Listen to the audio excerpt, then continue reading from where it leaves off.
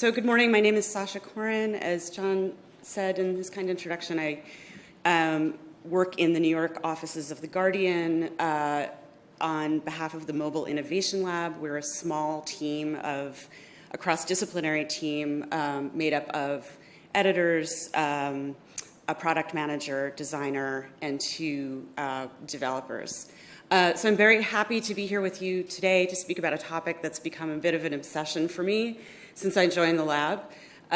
Over the past year and a half, as I have been focusing much more on how we deliver news on small screens, I've noticed that the focus on how we talk about news in conferences like this one, even within our own organizations, has gone a bit quiet about mobile.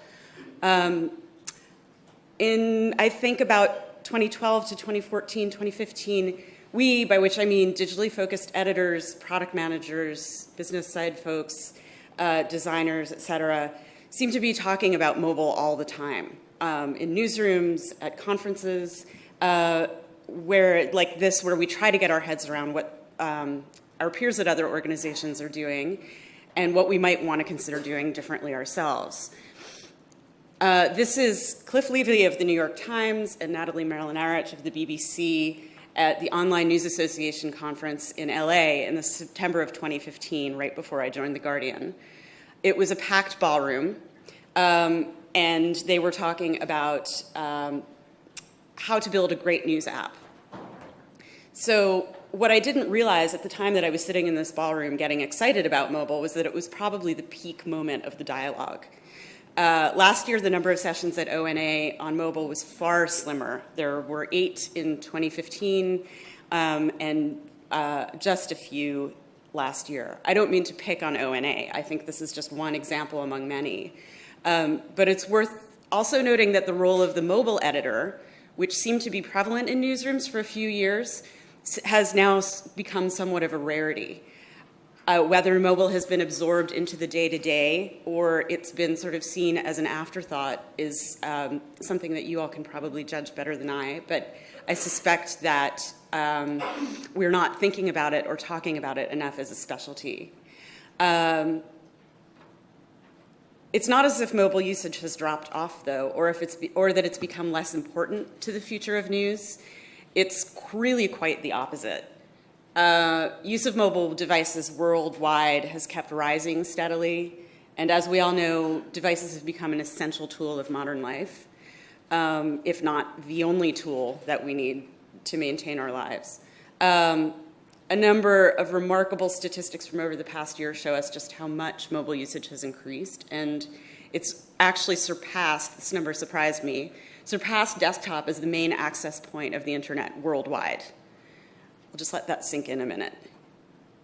Desktop is on the receding end. Mobile is the primary way that people are accessing the internet. Phones in the US have become the most used piece of hardware, surpassing TVs, surpassing desktop, and something that might seem antiquated but is still relevant, radio.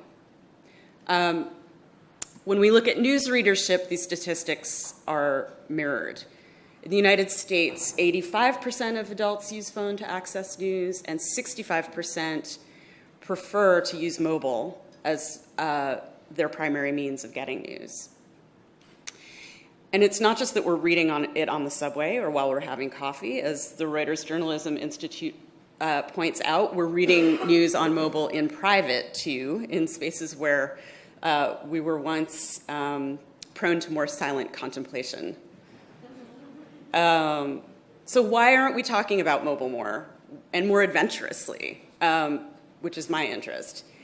Because I think that if we're not talking about it, we're probably not doing enough about it either.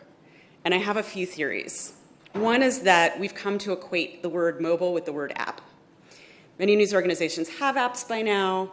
Whether or not they're successful, some have actually redesigned them a few times. I know of one that has decided to decommission its app and go with mobile web, but if you have an app and your sites are responsive, maybe that seems like enough. The next possible reason, I think, is the big overlap of use of social media and mobile.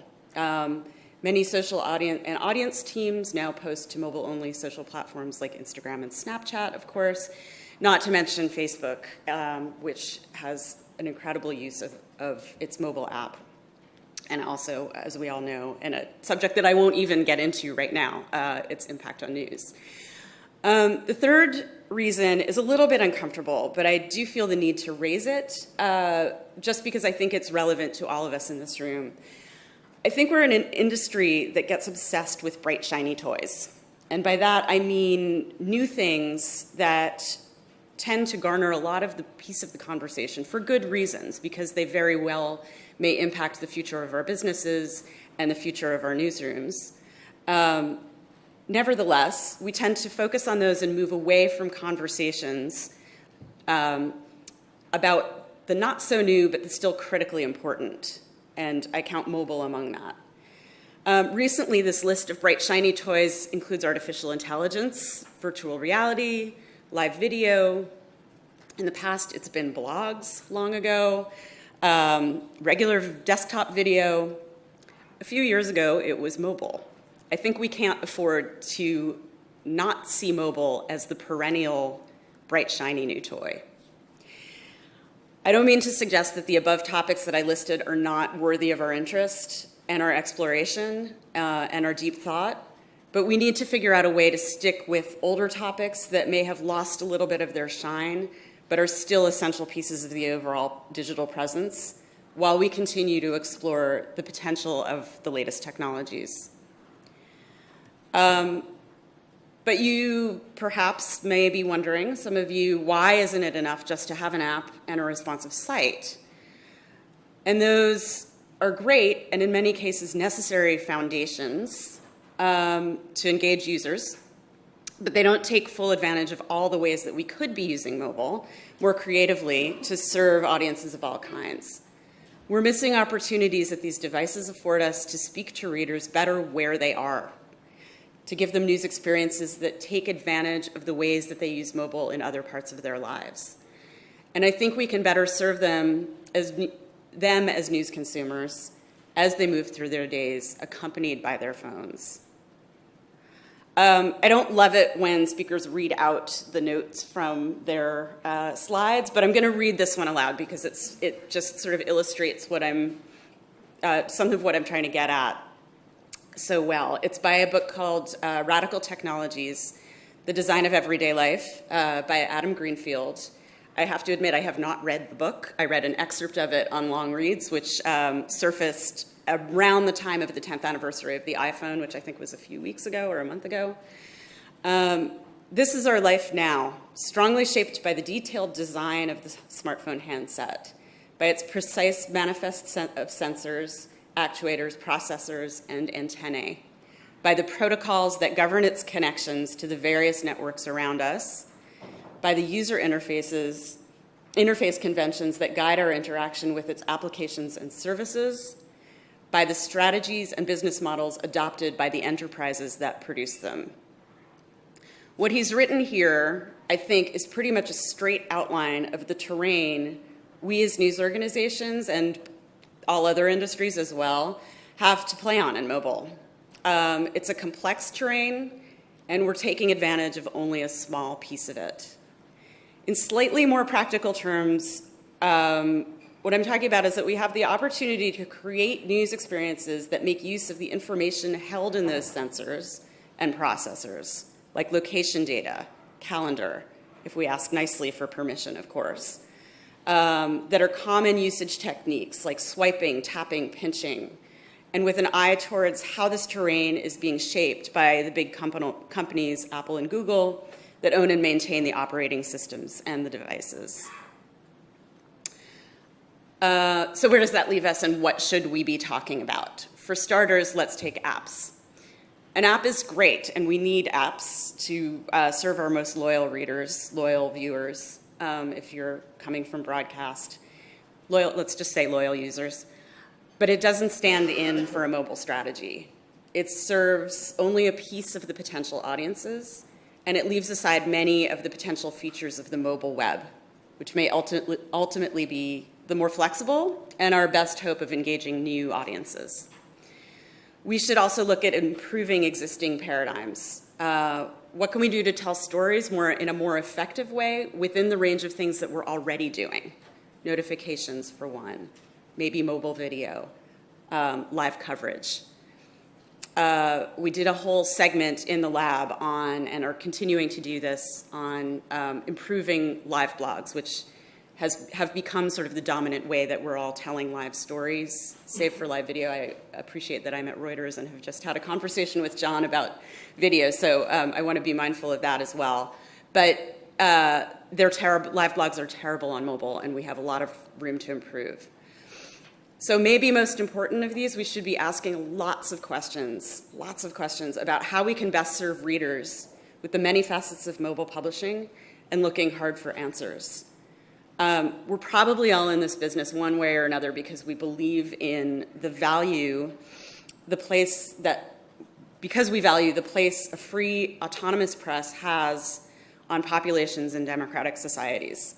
But if we're not speaking to readers in the ways that truly serve their needs as news consumers, we risk giving up that place. So we need to fight hard to understand how readers use mobile and their needs for news and information there, and then build products that serve those needs. So it's easy to talk about readers and users and the audience as a big faceless mass, but I want to just raise a few questions about what might help us understand those needs a little bit better. Where are those users? This may be a pretty familiar question to those of you who look frequently at traffic reports. Are they on the mobile web? Are they using your app? Are they coming to you from social? Are they loyal? Are they casual? Where are the opportunities, and what are they doing? Who is your audience? Who are the audiences? This one may also be familiar. What age ranges, what demographics, what social sectors? How much do they read? How much do they watch? And where and when? Then, this one's my favorite because I think it opens up the most possibility. What else are they doing on mobile? How are they communicating with friends and relatives? How are they listening to music? What games are they playing? Who's here is still playing Pokemon Go? Anyone? One person, it's Nick. Fantastic. Anyway, I thought Pokemon Go was really instructive in ways that we could think about location and think about how we could lead people through certain experiences based on where they are, aside from the fact that it was sort of just actually for a time a really fun game. Then I had to put it down. Also, is there something inherent in the activities that people are doing elsewhere aside from news that suggests a possibility for news? I don't think anyone ever got around to building the Tinder for news, though if you were in product design meetings, someone at some point may have suggested it. But the swipe right and swipe left actions have become pretty normal and pretty familiar to all of us, and we've seen them sort of take over broadly. So to boil these points back down, what does all of what we learn about our users suggest what they might need of us? And then where does the technological capability make building to fulfill those needs possible? When we find out the answers, can we, or can the news organizations that we work for, keep users, this may be a little bit controversial, but keep users rather than primary commercial priorities, marketing priorities, and sometimes even editorial priorities at the center of what we create? How are we serving our users versus how are we serving our own ideas of what should be? If all of this were easy, we'd probably all be doing it. I probably wouldn't be standing here, and I probably wouldn't even have the job that I do. At scale, what I'm encouraging is an investment in user research, a sizable budget for technologists and product designers with mobile expertise, maybe even smaller cross-functional teams doing experimentation within organizations. Whether or not your organization has those kinds of roles and departments, we know all too well the financial struggles that the industry continues to face, even while the demands of the day-to-day keep growing. If we're lucky enough to have staffing, we don't necessarily all get to work together. Organizations and job functions tend to get siloed, and the small, nimble teams full of people with various skills are not, like the one that I work in, are not that common. But we still have to innovate. So even if we're not directly set up to do so, the desire to innovate is not in short supply. I was sitting with a sports editor yesterday at The Guardian who had a great depth of knowledge about sports apps and what else was out there in ways that I just had not delved into, and showed me some really interesting things. And he was full of ideas about what could be done with The Guardian sports content on mobile. So it's actually, I think the desire to innovate is not just within those of us who focus our lives on digital and on pushing teams forward or pushing the industry forward, but also embedded in every layer of organizations. The good news is that I think that we can all potentially take some steps towards more thoughtful mobile storytelling without dedicated teams. I'd like to encourage a few steps that will hopefully give a sense of possibility, regardless of the nature of the organization, the size, or the amount of resources. Look for opportunities to make small changes in the things that you're also already doing. Can you or the people you work with, for example, change the tone of a notification? And then watch what happens to your audience and to your response rates when you do. If possible, can you run a few experiments of doing something slightly differently within an area of content or a part of your audience that isn't risky as a proving ground and that you can then build upon? A scheduled event like a football match or a financial briefing is a great opportunity to actually try something new without risking sort of alienating a big part of your audience. This has worked very well for us and has allowed us to sort of build incrementally. As you go, keep asking the questions. How does the audience respond? Can you tell why they responded the way they did? That's often a hard thing to assess. Sometimes the lack of a tap action does not signify a lack of interest. It signifies that you have satisfied a user's need for that information right there. The next two suggestions require a little bit more work and possibly also more resources. Look for like-minded allies. If you don't already work with people who can help you think and create beyond what exists right now, look for people to work with who have similar interests but different sets of skills. If you're a product designer, work with an editor. If you are a technologist or an editor, find each other. Try to find some user experience researchers. It's such an incredibly valuable set of skills and way of thinking that I think has a lot to lend how our industry goes forward. Then find out everything you can about your audience's habits. If you have an audience team, beg, borrow, plead to get their help. Look at data if you have access to it. Push to get access to it. And read every report you can get your hands on, including Journalism.co.uk, as well as the Nieman Lab, Pointer. Become obsessive about informing yourself, which you probably already do, but I thought it was worth re-emphasizing. I want to just finish and give you a little bit of a taste of the things that we've kind of tried to do with this mentality of trying to expand the boundaries. These are some areas that the Mobile Innovation Lab is focusing on right now. Notifications has been a big one. We'll talk about that a little bit later this afternoon, exploring the kinds of information that we can fit into notifications, how to make them a little bit more relevant to users' interests.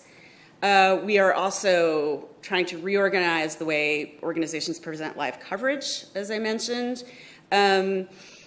We are looking at personalization and offline reading based on a user's habits, and we're developing something that will hopefully serve the commuter who may not have access to any cell signals while they are underground.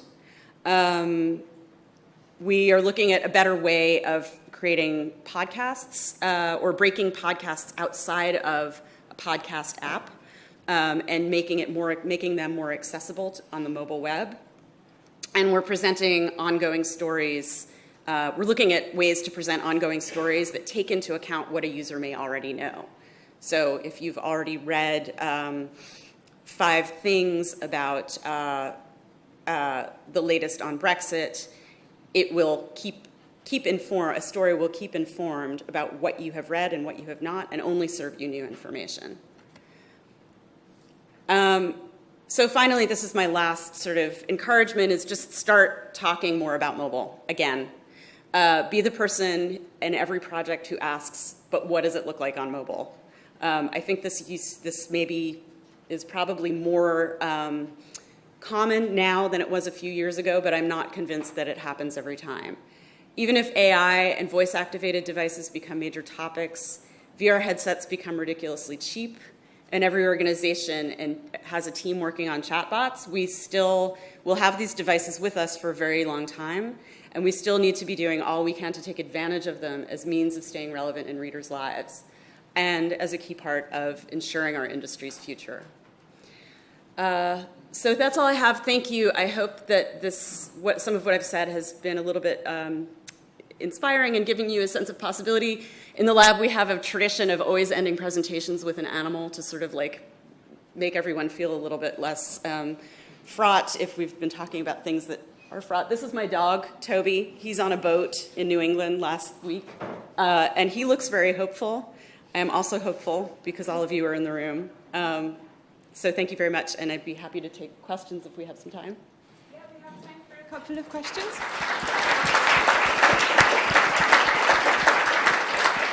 Please put your hands up if you have a question. There's 2 questions at the back, so I'm going to come to you. Thanks so much for your presentation, Sasha. Yusuf Omar here, CNN. As we prepare and build strategies, we obviously don't build for yesterday or today, but hopefully forecast what's happening tomorrow. And we're rapidly approaching 5G internet by potentially 2020. How is these mega high-speed, 1 gigabyte a second data going to impact journalism, and what sort of products are you building for 5G? The Mobile Innovation Lab was set up as a 2-year project, and so we're working on a horizon of, say, now to a year from now, rather than now to 5 years. We're not sort of that forward-looking, mostly because we're small and because we're meant to be sort of working within an active newsroom and trying to reshape how news is produced and how news is thought of within a small newsroom as sort of our testing bed, which is why we're based in New York. So I think that 5G will radically change what's possible on mobile. I think 5G will speed up everything, and I actually think that makes what I'm talking about even more vital, because I think that we're not necessarily prepared. It's actually something that has not been talked about enough. We're not talking about it in our own lab enough, to be quite honest. And I think but the sort of like access to data, the access for video, I think that has the potential to just skyrocket, particularly video, but also sort of faster, quicker access to information of all kinds. And so if we're not optimizing for speed, we're not going to be doing what I feel so passionately about, which is serving users well. We have time for one more question. There's a second one at the back. Hi, I had a question because I work with a team that actually has the things you described. We have a mobile first mission, product owners, designers, developers, Fantastic. editors. Yeah, brilliant. But the question is, how do you sell it to the organization when they want new shiny things? I mean, how do you make an immature organization understand the long run and why it's necessary in the long run? Because I feel I don't even know my budget next year. I don't know if I will have my employees. Yeah. It's a tough challenge, to be sure. I think there's also something in those bright, shiny toys that suggests that there's a silver bullet out there, and that the next technology will give us the bazillions of dollars and pounds that we so desperately need. So I do think that if there's a way to sort of prove out the potential in engagement and in loyalty and in getting new users. That may be one path, because that's not direct monetization, but that attention shows the potential for monetization. We send out a survey after each experiment, and we ask people sort of a range of questions about the usability of the features that we've tested, and then we leave room at the end as an open-ended box that says, anything else you'd like to tell us? We've been really surprised for the bigger experiments that we've baked into the Guardian's apps, that people have actually said that that it has increased their likelihood of becoming members or contributors. And so that is a signal that we're doing something that is of value. We're not actually directly asking them for money, but we're encouraging them to become more sort of attached to the brand. But I think it's a big challenge. I don't have any silver bullet answers for you, unfortunately, but I'd be happy to talk more about it after if you like. Cool. Those are all the questions we have time for right now. Sasha will be joining us in the Push Alerts panel this afternoon, so you can hear more from her about what the Guardian's doing in that stage there and ask some more questions. So thank you so much, Sasha, for the keynote.